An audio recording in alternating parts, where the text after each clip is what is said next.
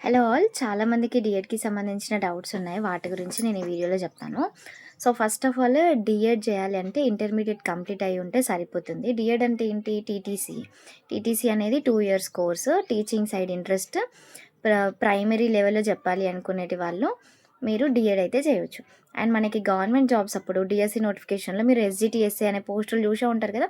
ఈ ఎస్‌జీటీ అనే పోస్టులకి ఎవరు అర్హులు అంటే డీఎడ్ చేసిన వాళ్ళే. ఓకే. అండ్ ఇప్పుడు లాస్ట్ ఇయర్ నుండి మనకి ఇంకొక కొత్త కోర్సు ప్రీ ప్రైమరీకి ఎల్‌కేజీ, యూకేజీ అంటారు కదా! సో, వాళ్ళకి సంబంధించి కూడా ఒక ప్రీ ప్రైమరీ కోర్స్‌ని కూడా స్టార్ట్ చేసిండ్రు. అది కూడా ఇంక్లూడ్ అయి ఉంది. కానీ అది అన్ని డిస్ట్రిక్ట్స్‌లలో లేదు. కొన్ని డిస్ట్రిక్ట్స్‌లలోనే ఉంది. కొన్ని కాలేజెస్‌లలో మాత్రమే ఉంది. నెక్స్ట్ డౌట్ ఏంటంటే నేను ఆల్రెడీ పీజీ చేశాను. నాకు రియంబర్స్‌మెంట్ వస్తుందా డీఎడ్ చేస్తే అని అడుగుతున్నారు. ఒక డిగ్రీకి, ఒక పీజీకి మాత్రమే నాకు తెలిసినంత వరకి రియంబర్స్‌మెంట్ వస్తుంది. మేబీ ఇప్పుడు ఏదైనా కొత్తగా రూల్ వచ్చింది అంటే నేను కనుక్కొని చెప్తాను. నాకు తెలిసినంత వరకైతే ఒక డిగ్రీకి, ఒక పీజీకి మాత్రమే వస్తుంది.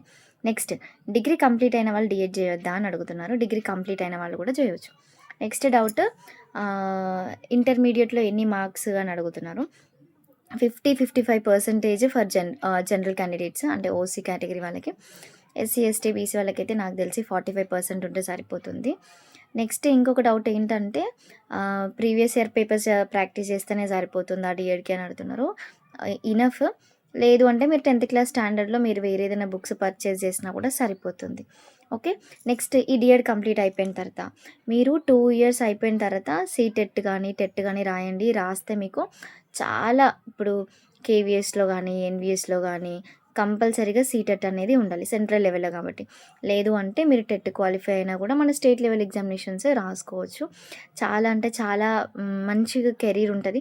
తక్కువ టైంలో సెటిల్ అవ్వచ్చు. మంచిగా ఫోకస్డ్‌గా ప్రిపరేషన్ చేసుకొని ప్లాన్ చేసుకోండి. ఇంకొకటి ఏంటిదంటే డీఎడ్ చేసిన వెంటనే అందరికీ జాబ్స్ వస్తాయని కూడా చెప్పలేము. It depends. మీ డిస్ట్రిక్ట్‌లో కాంపిటీషన్. బట్ వేకెన్సీస్ అయితే బీఎడ్ వాళ్ళతోటి పోలిస్తే డీఎడ్ వాళ్ళకి చాలానే వేకెన్సీస్ ఉంటాయి. అందులో మాత్రం కన్ఫర్మ్.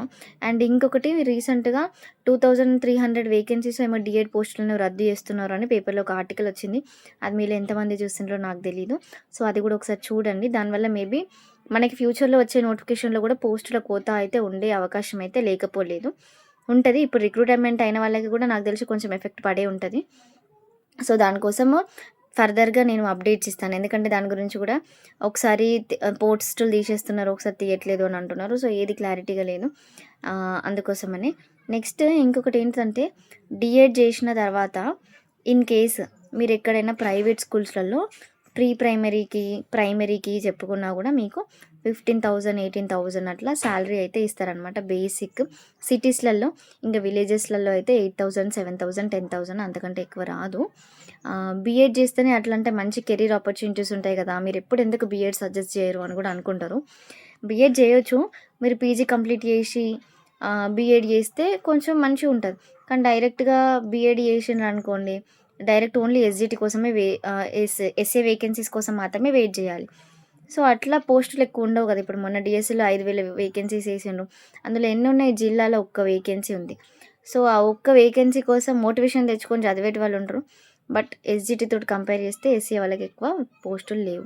అండ్ ఎస్‌జీటీ వాళ్ళకి మీరు ఎస్‌జీటీగా సెలెక్ట్ అయిండ్రనుకోండి 70% మీకే ప్రమోషన్స్ ఇచ్చేస్తారు. ఎస్సీ వాళ్ళకి అంటే ఇప్పుడు బీఎడ్ చేసినోళ్ళకి ప్రమోషన్స్ అట్లుంటాయా? కొట్టుకుంటే ఎస్సే కొట్టుకోవాలి, లేకపోతే సప్పుడేక ఊరుకోవాలి. సో, అట్లా అనమాట. అదే ఎస్‌జీటీ అయితే మీకు ప్రమోషన్స్ కూడా చాలా ఉంటాయి. సో, అదన్నమాట. అట్లని దానికి కాంపిటీషన్ లేకపోలేదు. ఫీ స్ట్రక్చర్ కూడా ఫుల్‌గా పెంచిండ్రు.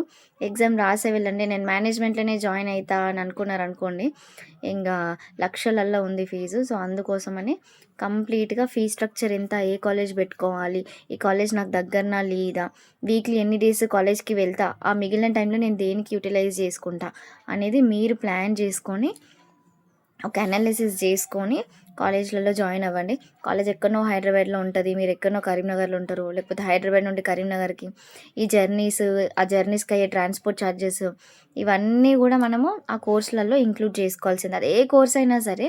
నేను ఇంత డీటెయిల్డ్‌గా ఈ వీడియో గురించి ఎందుకు చెప్తున్నా అంటే బీఎడ్ కోర్స్ అనేది మంచి కోర్సే. కానీ నేను ఎక్కువ డీఎడే చేయండి అని అంటున్నాను. ఎందుకంటే నేను ఆల్రెడీ బీఎడ్ అనేది చేశాను కాబట్టి నాకు పోస్టులు తక్కువ అనిపించినాయి. డీఎడ్‌కి కొంచెం ఎక్కువ అనిపించినాయి కాబట్టి నేను ప్రతి వీడియోలో దాని గురించి చెప్తున్నాను. నెక్స్ట్ లేదు నేను రెగ్యులర్‌గా కాలేజ్‌కి వెళ్ళను. నేను ఎప్పుడో ఒక్కసారే వెళ్తాను. నాకు కూడా ఏదైనా కోర్స్ సజెస్ట్ చేయండి అంటే ఓపెన్‌లో కూడా డీఎడ్ గాని, ఓపెన్‌లో బీఎడ్ గాని చేయండి. అందులో కూడా మంచి కోర్సెస్ లేదు అంటే స్పెషల్ ఎడ్యుకేషన్ చేయండి. స్పెషల్ ఎడ్యుకేషన్ కూడా తక్కువ మంది చేస్తున్నారు. ఇక ఏదైనా కోర్స్ తక్కువ మందే చేస్తున్నారు అంటే ఆ కోర్స్‌కి చాలా డిమాండ్ పెరుగుతుంది. ప్రతి ఒక్కరు ఆ కోర్స్‌ని చేస్తున్నారు.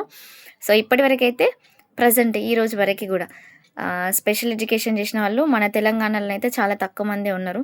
సో, అందుకోసమని తక్కువ కాంపిటీషన్ ఉంటదని నేను చెప్తున్నాను. ఏదైనా జాబ్ వేకెన్సీస్ దాని రిలేటెడ్ వస్తే కంపల్సరీగా తెలుసుకొని అప్లికేషన్స్ అయితే చేసేసుకోండి. Thank you.